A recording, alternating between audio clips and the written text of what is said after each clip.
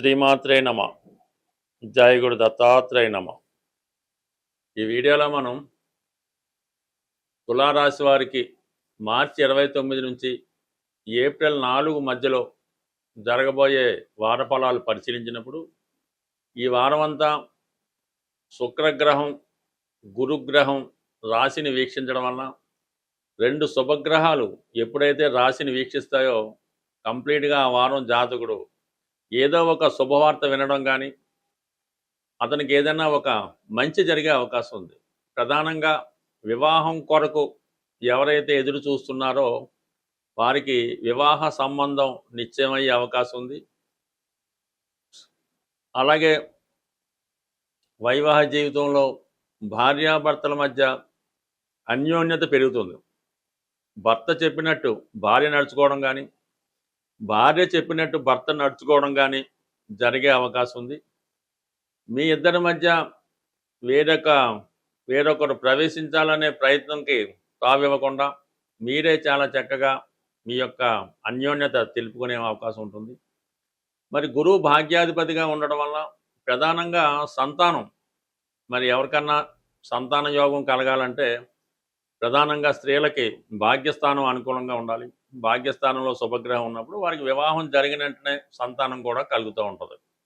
సంతానం కలిగిన తర్వాత అదృష్టం కూడా నడుస్తూ ఉంటుంది అన్నమాట. అందువల్ల ఎవరైతే వివాహం తర్వాత సంతానం కొరకు ఎదురు చూస్తున్నారో వారికి కంప్లీట్గా ఈ సమయంలో మరి సంతానం సంబంధించిన శుభవార్తలు వినడం కానీ కన్సీవ్ అవ్వడం కానీ ఇటువంటివి జరిగే అవకాశం ఉన్నది. సో ఇంకా ప్రధానంగా మనకి ఏదైనా ఒక కోర్టు విషయంలో కోర్టు కేసులు ఉంటే వాటిని నెగ్గాలన్నా, ఒక ఇంటర్వ్యూలో విజయం సాధించాలన్నా కంప్లీట్గా 6వ స్థానం బలంగా ఉండాలి.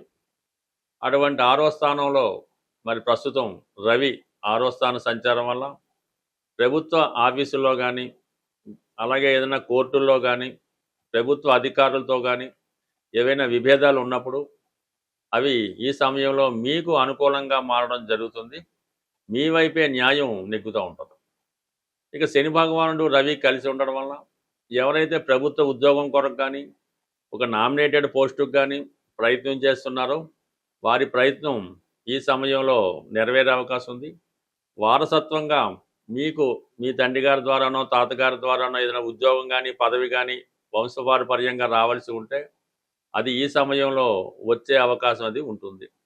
అయితే కొన్ని సందర్భాల్లో మీ వ్యక్తిగత ఆరోగ్యంలో కూడా కొన్ని ఇబ్బందులు కనబడే అవకాశం ఉంది. అది ఏజ్ని బట్టి ఎవరికైతే థర్డ్ టైం ఈ శని యొక్క ప్రభావం నడుస్తుందో వారి మీద ఇటువంటి హెల్త్ ప్రాబ్లమ్స్ వచ్చే అవకాశం ఉంది.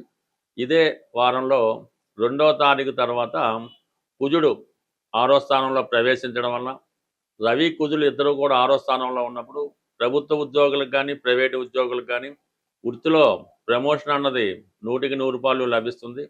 అలాగే దేశ విదేశాల్లో ఎక్కడున్నా సరే నిరుద్యోగులకి నూతన ఉద్యోగ ప్రయత్నాలు ఫలించే అవకాశం ఉంది. ఈ సమయంలో మీరు ఏదైనా ఒక గవర్నమెంట్ టెస్ట్లో ఉద్యోగంలో పాస్ అయి ఉండి ఇంటర్వ్యూ ఇచ్చి ఉండి పోస్టింగ్ కోసం ఎదురు చూస్తుంటే ఆ పోస్టింగ్ వచ్చే అవకాశం ఉంది. అలాగే కొత్త ఉద్యోగ ప్రయత్నాలు కూడా చాలా వరకు ఈ సమయంలో మీకు ఫలించే అవకాశం ఉంది. అంటే ఓవరాల్గా 6వ స్థానంలో ఉన్నటువంటి గ్రహాలు ఉద్యోగ ప్రయత్నాలు ఫలిస్తాయి.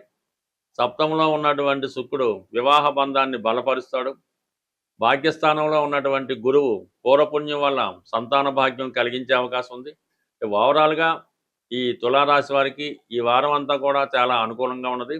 ఏదో ఒక శుభవార్త ఈ వారంలో మీకు కలిగే అవకాశం ఉంటుంది. పర్టికులర్గా ఈ వారం మనం చేయవలసినటువంటి పరిహారం ఏంటంటే, ఇప్పుడు ఈ వార ప్రారంభంలో సూర్య భగవానుడు శని భగవానుడు దగ్గరగా కలిసి సంచరించడం జరుగుతుంది. ఇంచుమించుగా దగ్గర డిగ్రీలో ఉండడం వల్ల మరి ఈ శని భగవానుడు కొంతవరకు కంబస్ట్ అవ్వడం జరుగుతూ ఉంటుంది. అంటే అస్తంగత్యం చెందడం జరుగుతూ ఉంటుంది.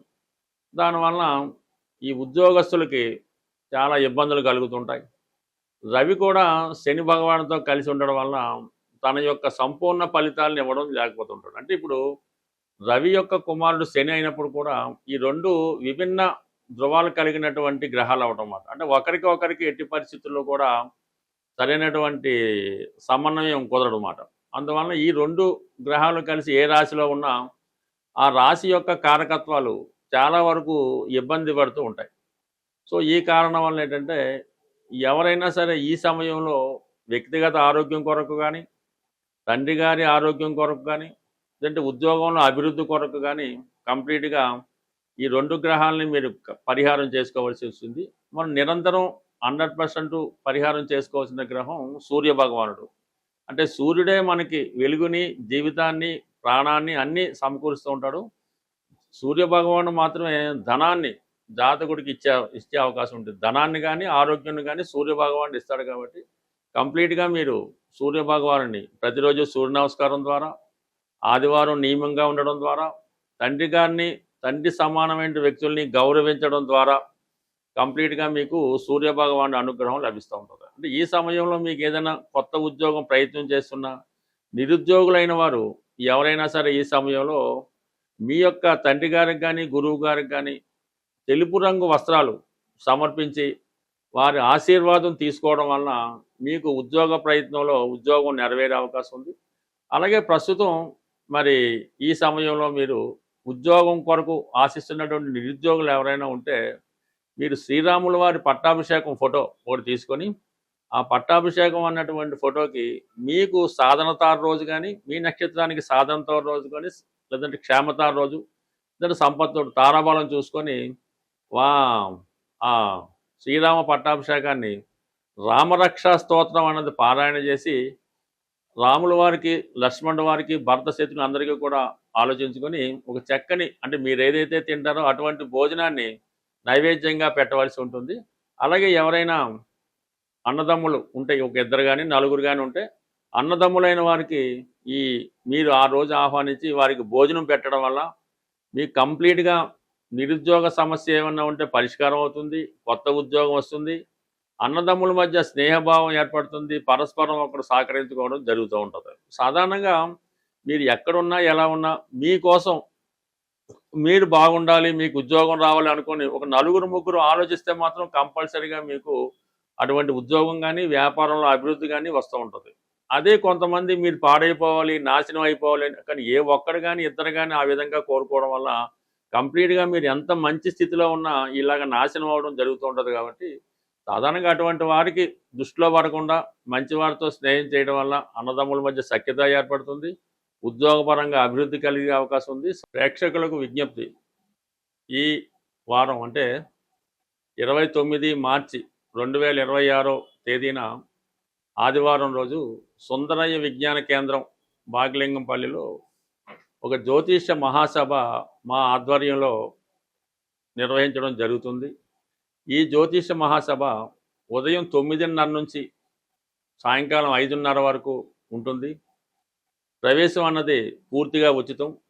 అన్ని సౌకర్యాలు మీకు సభలో ఏర్పాటు చేయడం జరుగుతుంటుంది. అంటే భోజన సౌకర్యాలు వగైరా వగైరా. ఈ సభలో ప్రముఖ జ్యోతిష పండితులైనటువంటి శ్రీ నానాజీ పట్నాయక్ గారు, అలాగే మల్లాది మణి గారు, జనార్దన్ ఠాగూర్ గారు, అలాగే బంగారయ్య శర్మ గారు, నీలం పూర్ణమోహన్ గారు, ఎన్ విజయశంకర్ గారు, అలాగే విజయలక్ష్మి గారు మొదలగు ప్రముఖ జ్యోతిష్కులు వారి వారి ప్రసంగాలు వినిపిస్తారు.